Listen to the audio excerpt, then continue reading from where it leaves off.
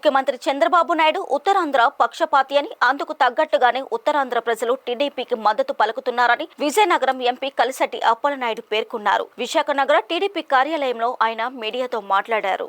ఉత్తరాంధ్రకు చెందిన రామ్మోహన్ నాయుడికి కేంద్ర మంత్రి పదవితో పాటు రాష్ట్ర మంత్రి వర్గంలోనూ అధిక ప్రాధాన్యత కల్పించిన చంద్రబాబు ద్వారానే ఉత్తరాంధ్ర అన్ని విధాలా అభివృద్ధి చెందుతుందని స్పష్టం చేశారు. గత ప్రభుత్వం మాదిరిగా కక్ష సాధింపు చర్యలు చేపట్టబోమని చంద్రబాబు స్పష్టంగా చెప్పారని వెల్లడించారు.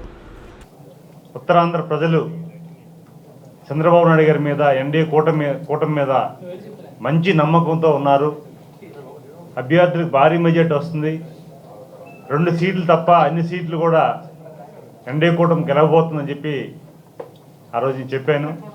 ఆ రోజు సహజంగా ఒక తెలుగుదేశం పార్టీ నాయకుడిగా, ఒక ఎంపీ అభ్యర్థిగా వస్తుందని కొంతమంది ఊహించేయచ్చు.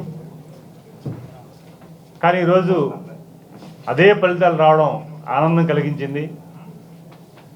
ప్రజలు ఖచ్చితంగా ఎన్డీఏ కూటమిని గెలిపిస్తారని నమ్మకం ఉన్నప్పటికి కూడా ఇంత భారీ మెజార్టీ ఉత్తరాంధ్రకి ఇవ్వడం అనేది చాలా నమ్మకాన్ని, బాధ్యతను కూడా పెంచింది.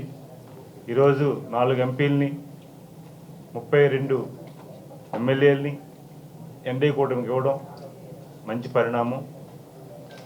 ఈరోజు ఉత్తరాంధ్ర అంటే ఆ రోజు అన్న ఎన్టీఆర్ గారి నుంచి చంద్రబాబు నాయుడు గారు కూడా ఒక ప్రత్యేక గౌరవాన్ని ఇచ్చారు, స్థానాన్ని ఇచ్చారు.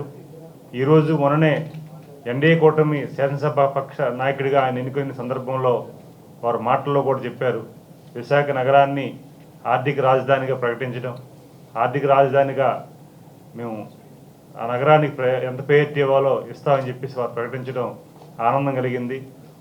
నాయకుడంటే కక్ష సాధింపు, నాయకుడంటే బెదిరింపులు అని కాకుండా నాయకుడంటే ప్రేమ, అభిమానాలు, ప్రజల పట్ల ఎలాగుండాలి, ప్రజలతో ఏ రకంగా మలుగుకోవాలి, మనకు అవకాశం ఇచ్చారంటే అది పదవి కాదు బాధ్యత అని చెప్పే విధానం కానీ మేము చాలా ఆనందం కలిగింది.